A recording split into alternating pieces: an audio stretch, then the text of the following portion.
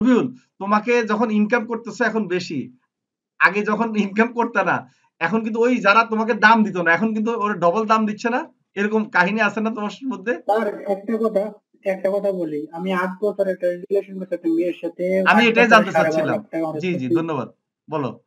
শুনেন, 8 বছরে 12.5 লাখ টাকা খরচ করছি, সে মেয়ে আমাকে ফকিন্নির ছেলে বলছে, ছোট লোক বলছে, চোর বলছে, বিভিন্ন ধরনের কথা বলছে। সেই জিদ থেকে আমি বিভিন্ন টার্গেট করছি জীবনে এরকম ভাবে প্রতিষ্ঠিত কর্ম যাতে আমি বাইরের দেশে বাইরের সাথে যাতে কাজ করতে পারি, একটা ডলার আর্নিং করতে পারি। সারে জি দেখে দেখো আমার পিছনে কি পরিমাণ মেয়ে ঘুরে, জি ছেড়ে দেখে দেখো সেই টার্গেট নিয়ে স্যার আমি নামছি আপনার সাথে। আমি বললাম না স্যার, আমি আপনার সাথে পার্সোনালি কথা বলতে চাই। হ্যাঁ হ্যাঁ ও আমার শেষ করবেন, জি যখন কান দিয়ে আমার দেখে আমি পাত্তাই দিই না।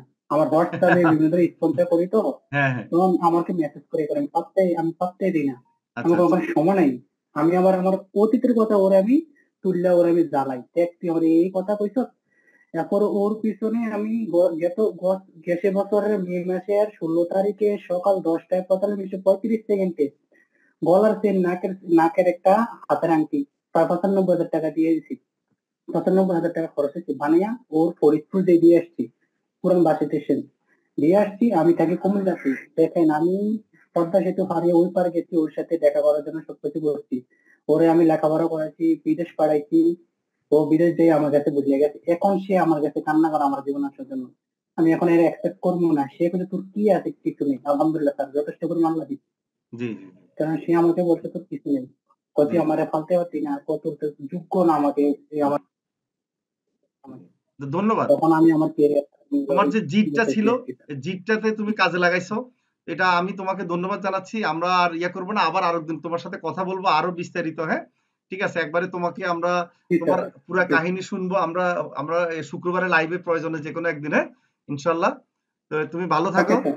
ঠিক আছে, ইনশাল্লাহ দোয়া রইলো তোমাকে। হ্যাঁ, ঠিক আছে, ভালো থাকো, থ্যাংক ইউ।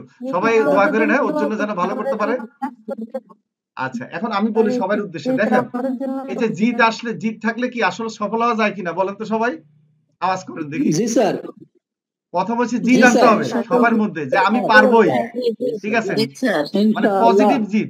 কেউ নেগেটিভ চিন্তা করবেন না যে আমি পারবো কিনা, সবার মধ্যে পজিটিভ। আপনারা ইনশাআল্লাহ।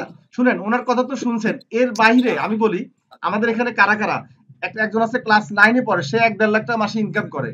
তারপর হচ্ছে যে আরেকটা ছেলে আছে যে ক্লাস 8-এ পড়ে মনে হয়,